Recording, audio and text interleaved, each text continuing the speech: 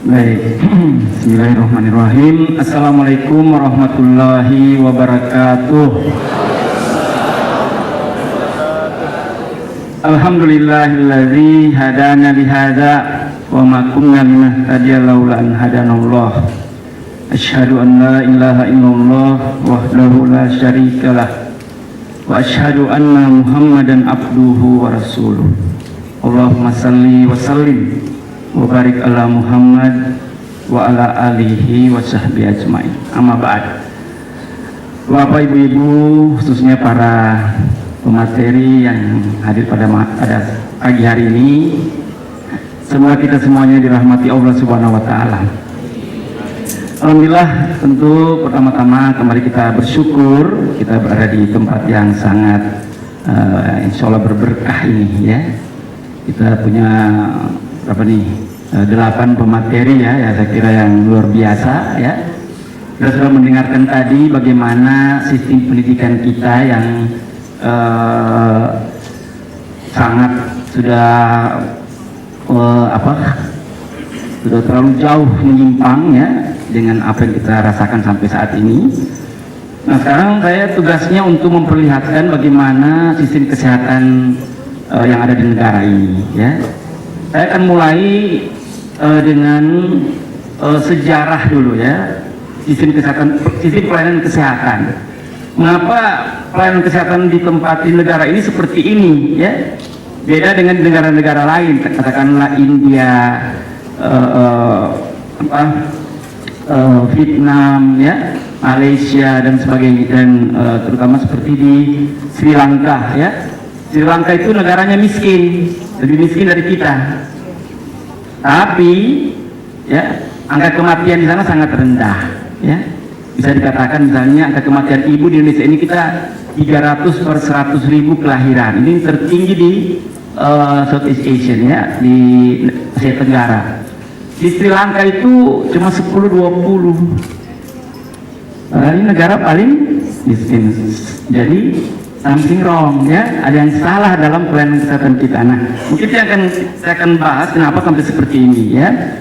Nah, kalau kita lihat sejarah, memang kita mengadopsi apa yang ditinggalkan oleh kolonialisme ya, oleh penjajah kita di negara ini ya. Karena memang kita dijaga oleh Belanda dengan waktu yang sangat panjang.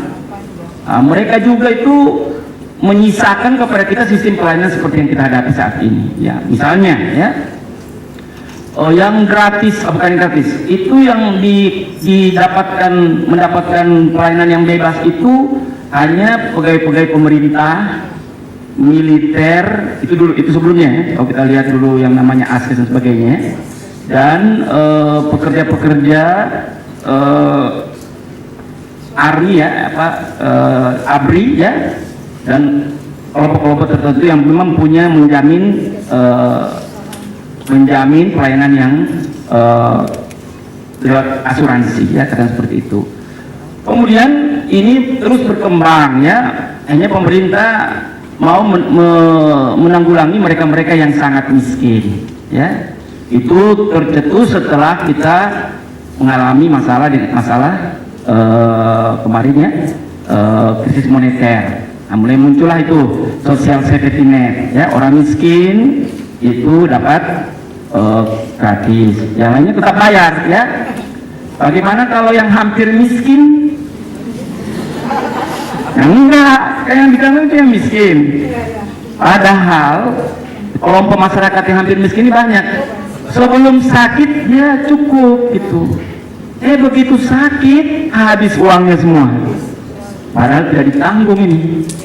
Nah, sebaliknya ada orang yang karena punya duit banyak, ya, dia bisa membayar asuransi yang paling mahal sekalipun, dia bisa berfoya-foya dengan dia bilang, saya bisa biar sakit setinggi apapun saya bisa, no problem. Sehingga dia merasa aman dan dia tidak peduli kepada orang lain. Jadi ini memang liberalisme seperti itu. Nah, jadi kita memang menggunakan sistem yang kita adopsi atau kita diturunkan oleh kolonialisme ya. Nah, baru mulailah 2001-2002 itu pemerintah akhirnya, bukan pemerintah, dunia, WHO atau Badan PBB itu menganjurkan setiap negara harus menggunakan sistem UHC ya, Universal Health Coverage. Jadi semua penduduk harus tertanggulangi oleh suatu asuransi. Gitu ya. Nah, makanya diperjuangkanlah ini sistem, dan mereka belajar dari Amerika ya. Karena teman saya yang menyusun ini, Prof. Hasbullah itu amatan dokter dari Amerika untuk ini ya. Dia dipanggil sebagai konsultan. Nah, buatlah ini ya, walaupun ada penyesuaian ya. Misalnya pemerintah menanggung orang-orang miskin ya, apa namanya itu, uang preminya. Yang tidak miskin sekali lagi harus membayar. Kalau ASES kan sudah jelas, atau pegawai yang tertentu atau di perusahaan tertentu. Tapi yang kalau tidak tadi, jadi yang hampir miskin tidak tercover ya. Susah jadi orang hampir miskin ya. Ini jadi orang miskin gitu ya. Nah, padahal kelompok ini sangat banyak ya, yang akhirnya tidak bisa membayar juga. Jadi inilah problem-problem. Nah, itu baru satu aspek pembiayaan. Kita tidak akan banyak bicara tentang, karena ini sudah tuntutan internasional ya, bukan tuntutan Islam. Sebenarnya Islam tidak seperti itu ya. Kita ini kan coba lihat liberalisme yang untuk ini apa yang terjadi ya. Orang yang walaupun tidak sakit harus membayar. Padahal saya ini sudah berusaha untuk, misalnya ya, saya tidak merokok, berusaha untuk hidup sehat, berusaha untuk ini dan itu supaya tidak sakit, tetap harus membayar. Ya kan? Karena anjuran dari internasional yang liberalisme ini ya, karena pemerintah berusaha untuk tidak hadir, itu situ rumusnya. Pemerintah berusaha untuk tidak hadir dalam pelayanan kesehatan. Mereka membiarkan ini lepas kepada masyarakat ya. Yang mau bayar silahkan, yang tidak mau bayar ya tanggung sendiri, cepat mati saja ya, misalnya, dan seterusnya ya. Tapi ini aturan-aturan. Nah, tentu bukan tidak berhenti sampai di situ, tidak berhenti. Apa yang terjadi di liberalisasi kesehatan ini? Coba kita lihat, orang semakin lama semakin sakit, semakin banyak yang sakit atau semakin banyak yang sehat? Yang sakit. Dan mereka juga, dan teknologi kedokteran semakin mahal atau semakin murah? Nah, saya barusan ini dari Australia, itu ternyata di rumah sakit besar itu harus mengganti alat paling lama 7 tahun. Dan dia punya alat pemeriksa jantung teknologi terbaru. 7 tahun itu harus sudah diganti. Karena apa? Kalau tidak diganti oleh rumah sakit itu, kalau mereka mengklaim ke asuransi tidak akan dibayar. Karena apa? Asuransi mengatakan, Anda punya alat itu sudah ketinggalan zaman, ini tidak akan bayar. Jadi Anda lihat, akhirnya rumah sakit harus mengadakan alat yang baru, yang notabene lebih mahal dan sebagainya ya. Dan apa yang terjadi kalau itu lebih mahal? Yang harus membayar lebih mahal adalah masyarakatnya, yang membayar premi dan itu kan semakin lama semakin mahal. Premi asuransi di negara-negara maju itu kan tidak bisa anggun ya. Jadi masih belum mendingan lah ya, dan seterusnya ya. Belum lagi kalau kita lihat liberalisasi kesehatan ini masalah, karena selalu mereka berpikir Anda, pokoknya yang kita tahu Anda itu sakit. Saya tidak mau tahu itu sakit gara-gara apa. Nah, coba contohnya saja HIV. Mereka kan ini sudah berusaha keras dengan uang berapa ya, triliunan lah katakan seperti itu, untuk mencari obat untuk penyebab atau untuk mengobati pasien-pasien HIV yang terus meningkat nih ya. Mereka tidak ingin tahu ini HIV dari mana, mau berhubungan apa, mau karena berzina, ini karena selingkuh, karena ini mereka tidak mau tahu. Yang penting kalau kau sudah HIV, saya terima kau sebagai HIV. That's it ya. Jadi liberal ya. Dia tidak mau tahu ini pengaruh apa. Apalagi kalau kita bilang ini LGBT, wah tidak mau dia. Jadi kayak kemarin di Australia itu lucu. Ternyata di sana mereka tidak tanya lagi, itu dilarang mengatakan pasangan gitu, tidak, partner saja. Dan dia menghormati orang-orang yang tidak punya pasangan. Kan kalau pasangan itu artinya kan kalau laki perempuan, perempuan itu laki. Sekarang nggak mau mereka begitu, mereka bilang sama partnermu. Dia bilang misalnya ya. Nanti dirubah semua itu sistem di rumah sakit itu kan, bukan lagi spouse ya, pasangan, langsung partner. Jadi kita saja datang dengan laki-laki yang lain, karena ini partner saya. Dia bilang misalnya ya. Jadi orang lagi sekarang sudah bebas-bebas, jadi tambah hari tambah kacau ya di negara itu ya. Saya 3 bulan di Australia kemarin, saya geleng-geleng kepala. Penelitian-penelitian mereka, Masya Allah, jauh dari yang kita bayangkan, dari yang kita kan sederhana sebenarnya. Islam kan sederhana ya. Penyakit seperti ini kan kita tahu aja ini dari mana penyebabnya. Oh, karena dia mungkin terlalu banyak makannya, jadi kurangi makan, puasa saja ya misalnya. Itu sederhana ya. Ini orang mungkin selalu bangun nanti jam 8 pagi, padahal kita harus bangun sebelum subuh. Sederhana saja, rubah saja. Tadinya dia harus suruh bangun sebelum subuh ya, supaya dia lebih sehat ya. Dan sebagainya. Jadi kan kita ini sederhana sekali. Nah, di contoh satu yang terakhir ya, sebelum kita apa solusinya. Kemarin sekarang di negara maju itu, kebetulan di tempat saya bekerja kemarin ya, di Australia di UQ, itu mereka pakai standing table. Jadi semua itu profesor sekarang dirubah meja kerjanya menjadi meja berdiri.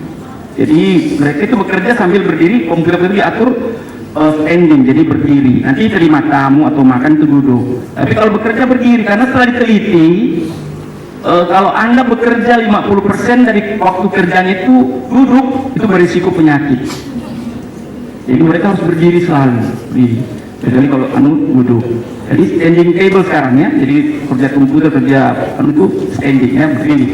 Nah, saya bayangkan kalau kita Islam kan tidak harus begitu. Nah, kita ini kan, coba kita, kan mereka bilang kalau duduk lebih dari 2-3 jam itu berbahaya. Duduk terus, harus berdiri, harus, makanya dia tidak menganjurkan kita harus bawa begini, tidak bisa. Kita harus selalu kalau mau minum penser, baru pergi ambil air, dan semua dibuat dalam bentuk yang besar sehingga tidak perlu berdiri-berdiri. Dia maunya selalu berdiri-berdiri. Nah, kalau kita kan gampang. Coba Anda bangun jam atau kerja mulai jam 8 pagi. Ya, kalau Anda mau berdiri kan bisa duha, salat duha kan jam 10 ya. Ya, itu pasti tidak duduk. Atau kalau setelah itu jam 12 kan sudah waktu duhur, Anda langsung berdiri lagi salat duhur ya. Terusnya jam 1 masuk lagi. Setelah itu kan dengar azan lagi jam 3:20, 3:30 berdiri lagi. Jadi tidak ada istilah kita akan 3-4 jam itu duduk. Jadi kita tidak pernah akan sakit gitu ya. Nah, jadi kalau ada yang banyak sakitnya dipertanyakan, berarti salatnya nggak benar. Allahu Akbar. Nah, jadi terakhir saya kira saya diminta juga untuk melihat apa sih solusinya ya. Dan tentu seperti katakan oleh moderator dari awal bahwa kita harus kembali ke ajaran agama kita. Nah, apa yang salah selama ini ya? Karena dengan sistem pelayanan yang mereka tawarkan ya, langsung berobat, langsung siapa ini, apa yang terjadi, kita akhirnya hilang dari ajaran agama kita. Padahal kalau ajaran agama kita itu, kalau orang sakit yang pertama diingat apa?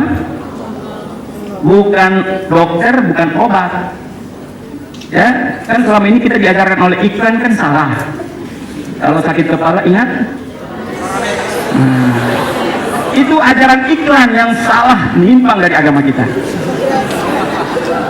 Padahal kalau kita itu sakit, yang kita ingat pertama, apa dosaku? Apa yang membuat saya seperti ini? Jangan-jangan saya selama ini salah. Apa yang salah ya? Oh, mungkin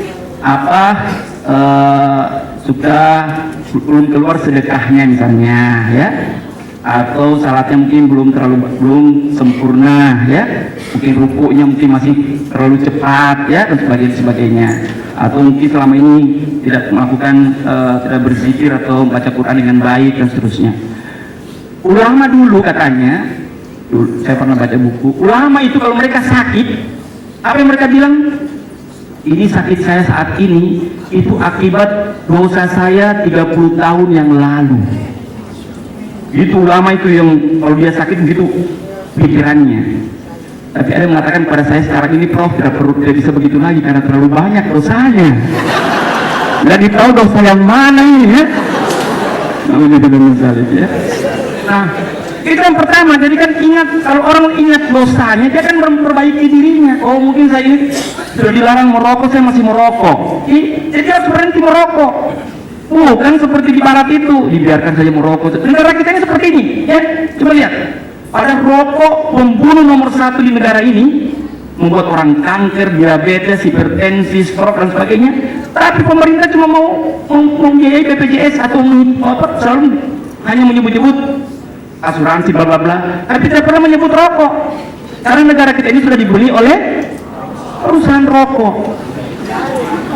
Tepuk tangan buat buat pabrik rokok gitu ya. Mudah-mudahan mereka sadar ya. Saya kalau ketemu petugas orang dari rokok, saya selalu istighfar. Ini kasih orang yang cepat tobat. Ya. Banyak sekali dosanya. Ya. Orang sakit di rumah sakit itu sekarang 70% pasien pulmo itu pasti kanker paru. Dan itu kalau bukan laki-laki, perempuan itu kena kanker paru karena suaminya merokok. Ya, dia merokok dalam rumah lagi, dihirup oleh istrinya yang notabene kasihan. Ini kemarin saya dari UQ, dari Australia itu, teman saya yang dari Indonesia itu, ibu dia meneliti S3-nya tentang penderita HIV di Banten muslimah. Jadi dia mengumpul sekitar 120 muslimah penderita HIV yang berjumlah besar-besar. Mereka terinfeksi HIV karena suaminya. Nah itu kira-kira apa yang akan kita bilang seperti itu ya. Kita cuma kasih obat aja. Kalau kita tidak suruh berobat suaminya ya. Untuk istri gue kenapa pilih suami seperti itu ya. Baik, terakhir saya kira jadi kembalilah ke agama kita yang sederhana ini ya. Tidak usah, walaupun ya peneliti muslim itu yang menemukan kemoterapi kan sarjana muslim dulu ya. Ar-Razi misalnya ya, yang hidup di abad 8 atau 9 Masehi ya, apalagi yang ilmuwan muslim. Tapi kan tidak berarti penyakit itu tidak ada, tapi tidak sebanyak yang saat ini ya. Saat ini Masya Allah ya, anak kewahidin itu kalau kanker penyakit kanker yang mau dioperasi, ada harus menunggu 3 bulan untuk dapat jadwal operasi. Saking banyak yang sakit ini ya. Jadi mudah-mudahan kita semua di tempat ini jauh dari penyakit. Wabillahi taufiq wal hidayah. Assalamualaikum warahmatullahi wabarakatuh. Luar biasa.